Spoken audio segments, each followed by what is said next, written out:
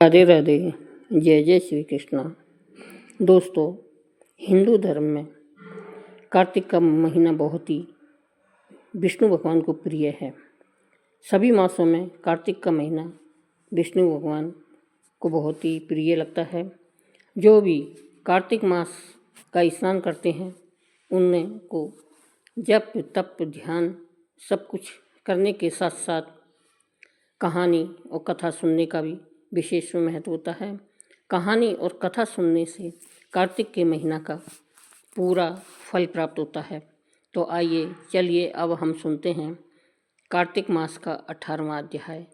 आपने पिछले अध्याय में देखा सुना कि किस तरह जलंधर और शिवजी के गणों में युद्ध हुआ और किस तरह वीरभद्र ने को पृथ्वी पर गिरा दिया। अब आगे के अध्याय में हम नारद जी और देव ऋषि की एवं शिव भगवान ने किस तरह जलंधर से युद्ध किया इसकी कथा सुनेंगे। देव ऋषि नारद जी ने कहा, अब रौद्र रूप महाप्रभु शंकर अपने वीर गणों के साथ नंदी पर चढ़कर हंसते हुए युद्ध भूमि में आए। तब उनको आया देखकर उनके पराजित गण फिर लौट आए और सिंहनाद करते हुए आयुधों से दैत्यों पर प्रहार करने लगे। भीषण रूपधारी रुद्र को देख दैत्य भागने लगे। तब युद्ध में अपने दैत्यों को परहान्मुख होते हुए देखकर जलंधर हजारों बाण छोड़ता हुआ भगवान शंकर की ओर दौड़ा। उसके शुंभ निशुंभ आदि वीर भी क्रोध से अपने होठों को काटते हुए भगवान शंकर की ओर दौड़े। इतने में ही भगवान शंकर ने जलंधर के सब बाण जालों को काटकर अपने गणों को निर्भय करके अपने अन्य बाणों की आंधी से दैत्यों को पीड़ित कर दिया। खड़ग गोरमा नामक दैत्य को अपने फरसे से मार डाला। बलहक का भी सिर काट दिया। झस्वर भी मारा गया और शिवगण की शिखा ने प्रचंड नामक दैत्य का सिर काट डाला। किसी को शिवजी के बैल ने मारा, कई उनके बाणों द्वारा मारे गए। यह देखकर जलंधर अपने शुंभु आदि दैत्यों को धिक्कारने लगा और भयभीत होकर को धैर्य देने लगा। पर किसी प्रकार भी भयग्रस्त दैत्य दोबारा युद्ध भूमि में आने को तैयार नहीं हुए। दैत्य सेना ने पलायन किया। तब महाक्रोध जलंधर शिवजी को अपनी ओर ललकारने लगा। साथ ही उसने 70 बाण मारकर शिवजी को दग्ध कर दिया तथा और भी बहुत से बाणों का प्रहार किया। शिवजी उनके बाणों को काटते रहे, यहाँ तक कि उन्होंने जलंधर की ध्वजा, छत्र, बाण आदि को भी काट दिया। फिर 7 बाण मारकर उसके शरीर में आघात पहुंचाया। धनुष के कट जाने से जलंधर ने एक प्रचंड बाण मारकर उसकी गदा के टुकड़े टुकड़े कर दिए। तब उसने समझा कि यह मुझसे अधिक बलवान है, अतएव उसने गंधर्वी माया उत्पन्न कर दी। अनेक गंधर्व और अप्सराओं के गण उत्पन्न हो गए। वीणा और मृदंग आदि बाजों के साथ नृत्य और गान होने लगा। इससे अपने गणों सहित रुद्र भी मोहित हो गए। उन्होंने युद्ध बंद कर दिया। फिर तो काम मोहित जलंधर बड़ी शीघ्रता से त्रिनेत्र भगवान शंकर का रूप धारण करके वृषभ पर बैठकर पार्वती के पास जा पहुंचा। उधर जब पार्वती ने अपने पति को आते देखा तो उसने सखियों का साथ त्याग दिया और आगे आई। पार्वती को देखकर कामातुर जलंधर का वीर्य पतन हो गया और उसके पतन से वह जड़ भी हो गया। गौरी ने उसे दानव समझा। वह अंतर्ध्यान होकर उत्तर की ओर मानस पर चली गई। तब वहाँ पार्वती को न देखकर जलंधर फिर शिवजी की ओर लौटा। उधर पार्वती जी ने भगवान विष्णु को बुलाकर दैत्य धन का वह कृत्य कहा और यह प्रश्न किया कि आप इससे अवगत हैं।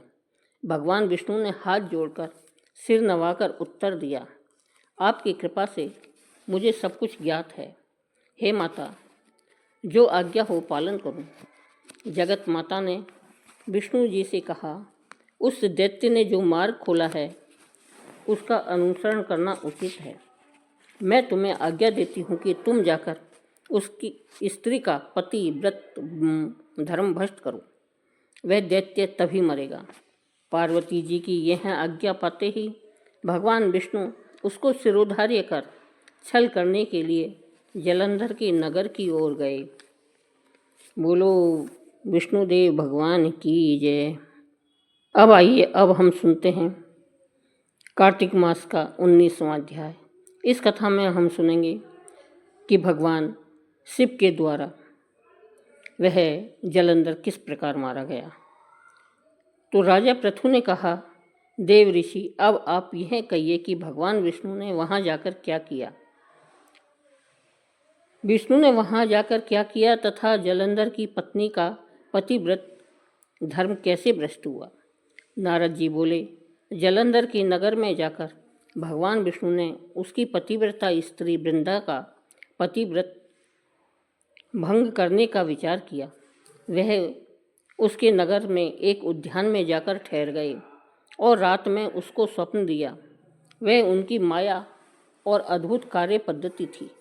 और फिर उनकी माया द्वारा जलंधर की पत्नी पतिव्रता वृंदा ने रात में यह स्वप्न देखा कि उसका पति नग्न होकर सिर पर तेल लगाए महिष पर चढ़ा है। वह काले रंग के फूलों की माला पहने हुए हैं तथा उसके चारों ओर हिंसक जीव हैं। वह सिर मुड़ाए अंधकार में दक्षिण दिशा की ओर जा रहा है। उसने अपने नगर को समुद्र में डूबा हुआ देखा और इस प्रकार के बहुत से भयानक सपने देखे। फिर तत्काल ही वह जाग पड़ी और स्वप्न के संबंध में विचार करने लगी। इतने में उसने सूर्य को उदय होते हुए देखा तो उसमें से उसे एक छिद्र दिखाई दिया तथा वह कांतिहीन था। इसे उसने अनिष्ट जाना। वह भयभीत होकर रोने लगी। वह छज्जे पर गई, अटारी पर गई, भूमि पर उतरी, मगर उसको कहीं पर भी शांति प्राप्त नहीं हुई। फिर वह अपनी 2 सखियों को साथ लेकर उपवन में गई, परंतु वहाँ पर भी उसको कल नहीं पड़ी। फिर वह जंगल में निकल गई, मगर वहाँ पर भी उसको चैन नहीं आया। वन में उसने सिंह के समान 2 भयंकर राक्षसों को देखा, जिससे वह अत्यंत भयभीत होकर वहाँ से भागने लगी। उसी क्षण वहाँ पर अपने शिष्यों सहित एक मौनी तपस्वी आ गया। भयभीत वृंदा उसके गले में हाथ डालकर उससे अपनी रक्षा के लिए याचना करने लगी। मुनि ने अपनी एक ही हुंकार से उन दोनों राक्षसों को वहाँ से भगा दिया। वृंदा को आश्चर्य हुआ। वह भय से मुक्त होकर मुनिनाथ को हाथ जोड़कर प्रणाम करने लगी और कृतज्ञता का ज्ञापन किया। फिर उसने मुनि से अपने युद्ध रत पति के संबंध में उसकी कुशल क्षेम का प्रश्न किया। मुनि ने मौन होकर आगे पीछे देखकर कुछ कहना ही चाहा कि उसी समय 2 वानर मुनि के समक्ष आकर हाथ जोड़कर खड़े हो गए और ज्यों ही मुनि ने भ्रकुटी संकेत किया त्यों ही वह उड़कर आकाश में चले गए। फिर जलंधर का सिर व धड़ लेकर मुनि के पास आ गए। तब वृंदा अपने पति को मृत हुआ जानकर मूर्छित होकर पृथ्वी पर गिर पड़ी और अनेक प्रकार के वचन कहकर दारुण विलाप करने लगी। तत्पश्चात उसने उस मुनि से कहा, हे कृपानिधि, आप मेरे पति को जीवित कर दीजिए।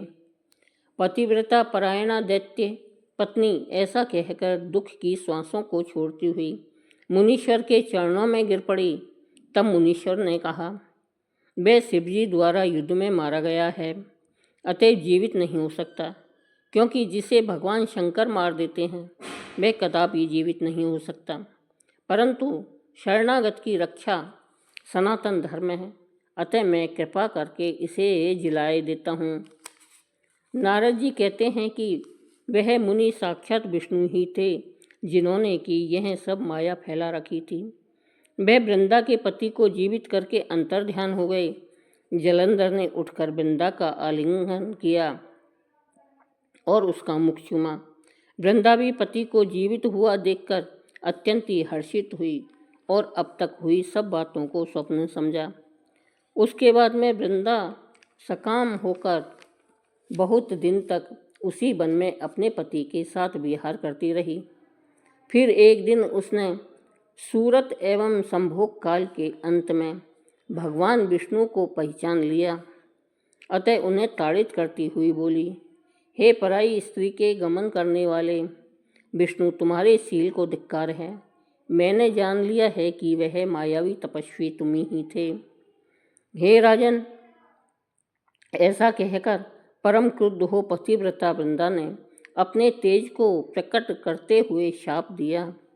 जो तुमने अपनी माया से 2 राक्षस मुझे दिखाए थे, वही दोनों राक्षस किसी समय तुम्हारी भी स्त्री का हरण करेंगे और उनके विरह में दुखी होकर तुम बानरों की सहायता से वन में भ्रमण करोगे। और यह सर्वेश्वर जो इस समय तुम्हारा शिष्य बना है, यह वहाँ तुम्हारा साथी रहेगा। ऐसा कहकर पतिव्रता वृंदा भगवान विष्णु के लाख मना करने पर भी अग्नि में प्रविष्ट कर गई। ब्रह्मा आदि देवता आकाश से उसका प्रवेश देखते रहे। वृंदा के शरीर का तेज श्री पार्वती जी के शरीर में चला गया और आकाश से जय जय शब्द होने लगा। पतिव्रत धर्म के प्रभाव से वृंदा ने मुक्ति प्राप्त की। बोलो विष्णु देव भगवान की जय।